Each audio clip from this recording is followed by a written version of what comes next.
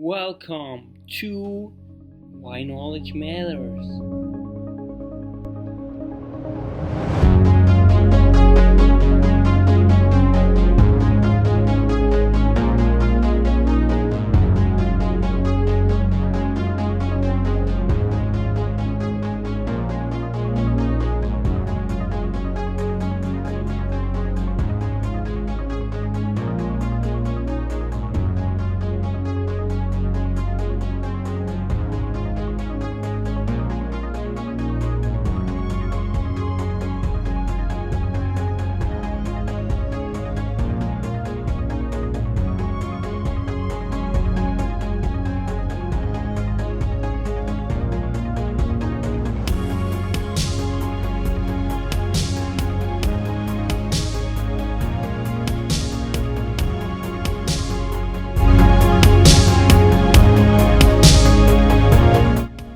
Inclusive education is often the way that the concept is used often refers to including individuals with special needs.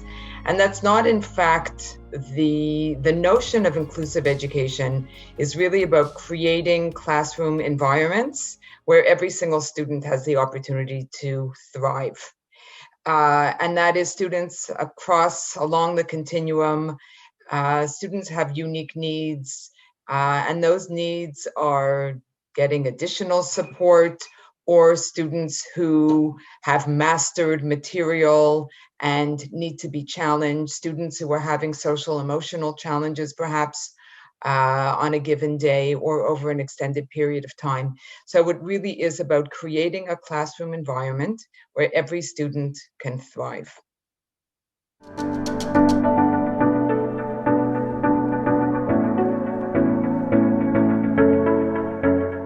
I believe that inclusive education was something that was really a part of me from as far back as I can remember. I grew up in a family with a sibling who has special needs, and we always worked to make sure that he was included in our family. And what was interesting was when I began studying at McGill, the concept that I had always held dear and believed so strongly in had a name, and the name was inclusive education. It just resonated with me because I believed and believe to this day very strongly that when classroom environments are structured to meet the best of each and every student, then we are allowing every student to actually be their best self every day. And in addition to that, the message that we send every student is that everybody belongs.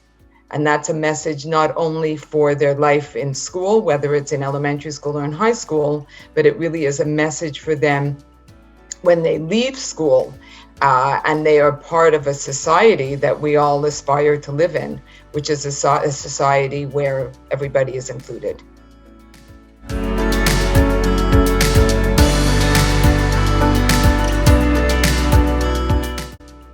Inclusive education is important. It matters. It matters for everybody. It matters for educators. It matters for parents. It matters for students who are in classrooms and want to feel good about themselves as learners.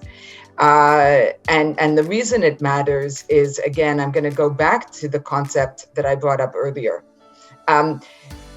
There are a number of critical elements. I'm just going to touch on some of them. One critical element, as I mentioned, is the classroom is a microcosm of society. So students live within a classroom for the duration of a year. Sometimes they remain in the same classroom for 2 years or even longer. So the classroom becomes, for those children, the microcosm of the society that they're currently living in, and it becomes a model for the society that they will live in the future. The way in which we structure the classroom, we have to keep in mind that children spend more time awake in classrooms than they do in any other place.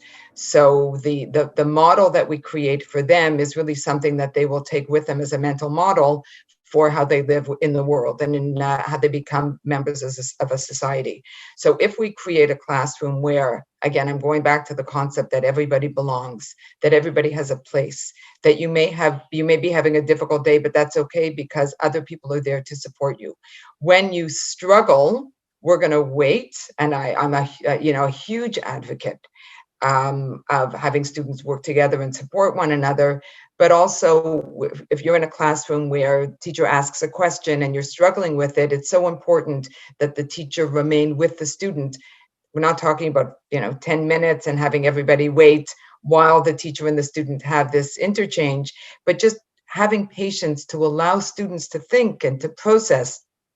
And when they struggle, we're going to wait quietly because the teacher's in an engagement with that child, trying to help the child respond to the question that he or she is being asked. Of course, we don't always want to ask questions that have a specific answer, but sometimes that happens, and we want the students to sort of wait and just, hope for that student to have a successful engagement with the teacher.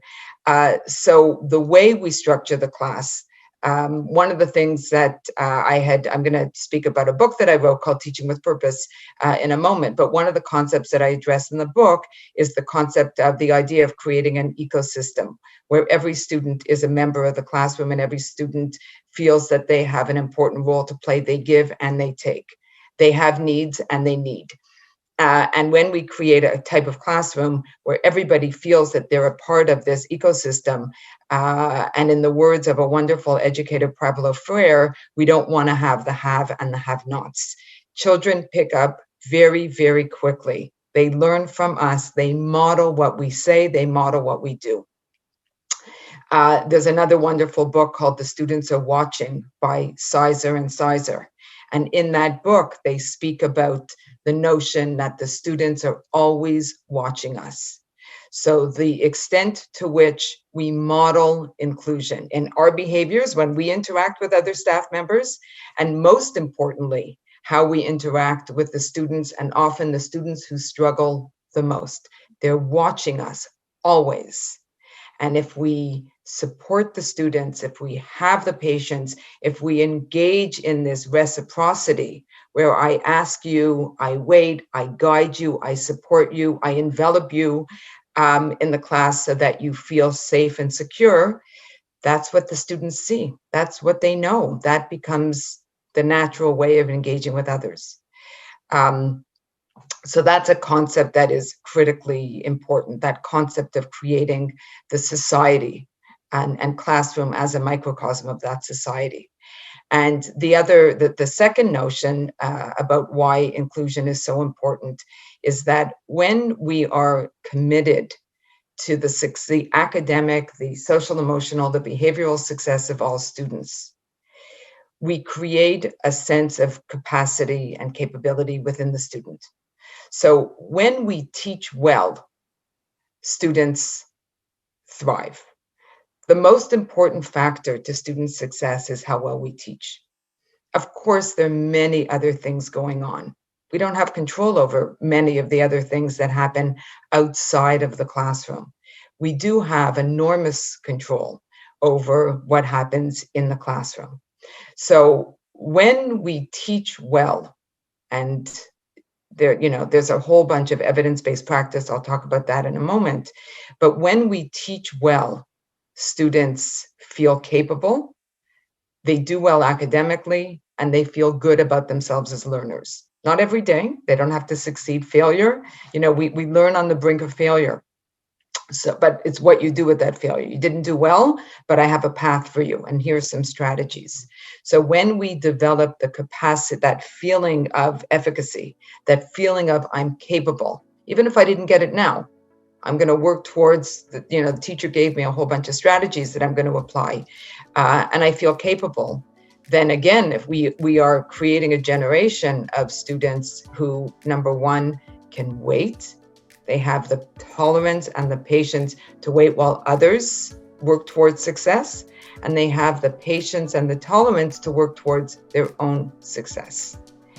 And I think that creating a generation of students who feel good about themselves as learners, know what to do to reach success, and have the stick-with-itness to work towards that success is going to stand them in very good stead in the future when they leave school and enter higher education, hopefully, or other professions, choose other areas of work, whatever it is that they feel will be an area of success for them, and when they become members of society.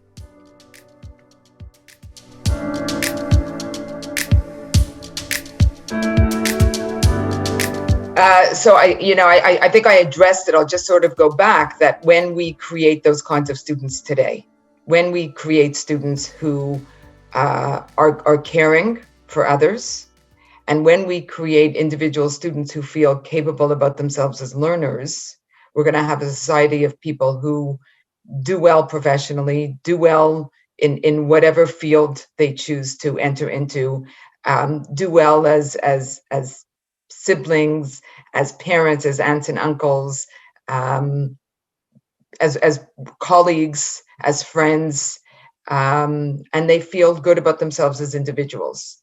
So it matters in the future because we're creating a generation of individuals or generations of individuals who care about one another and who feel capable as learners. It doesn't mean that everybody, we're not talking about everybody getting 90%, 100% A, doing, we're not talking about it to that extent. Not everybody has to get 100%, but everybody has to work towards their own feeling of capacity, success, and mastery.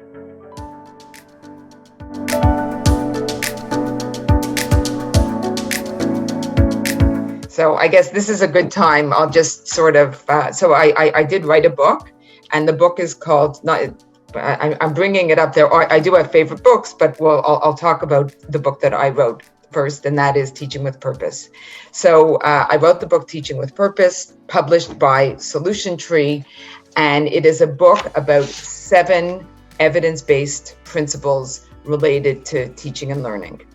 And in the book, I provide very hands-on, tangible strategies that teachers can use. And all of these strategies, as I mentioned, are evidence-based. And these are strategies that teachers can use in their classrooms from preschool through to adult ed each and every day. I'll just touch on the 7 evidence-based principles that I speak about. The first one is the classroom as an ecosystem. I touched on that a little bit. The second is the establishment and the communication of learning goals for all students. The next one is being a strategic teacher. The next one is very specific and hands-on strategies towards classroom management. The next one is formative assessment. Critical, because we only know that we taught if we constantly evaluate whether or not students learned. The next one is differentiation, specific, the concept of differentiation, and then how to operationalize the tactics or the strategies that can be used. And then finally, it's the how we develop grit and perseverance in ourselves and in our teachers. So just, a moment to speak about the book, just because of my passion towards evidence-based practice. In terms of some of my favorite books that I have read that have had enormous impact on me as an educator, and certainly in my desire to write the book that I wrote, is one is a book in memory of Robert Glaser, and it is a book made up of different articles that all speak to the concept of scaffolding, the concept of effective strategic teaching. And that is a book that had great influence on, as I said, on me as an educator. Another book that had a lot of, and continues to have influence, is Norman Deutsch's book, The Brain That Changes Itself. And the reason why I love that book is really the concept that teachers change kids' brains every single day.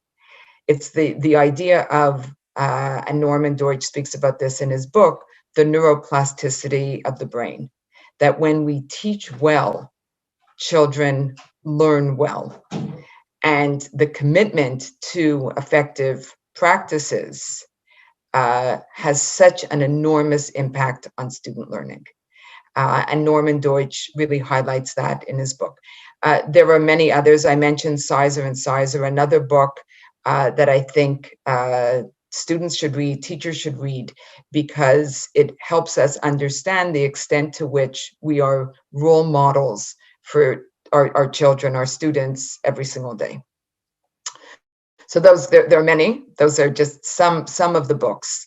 And then just to mention two other books or researchers, John Hattie and Robert Marzano, who have done a lot of research on effective practices in the class, evidence-based practice, that I have incorporated into the book that I wrote because of how critical I think that area of research is.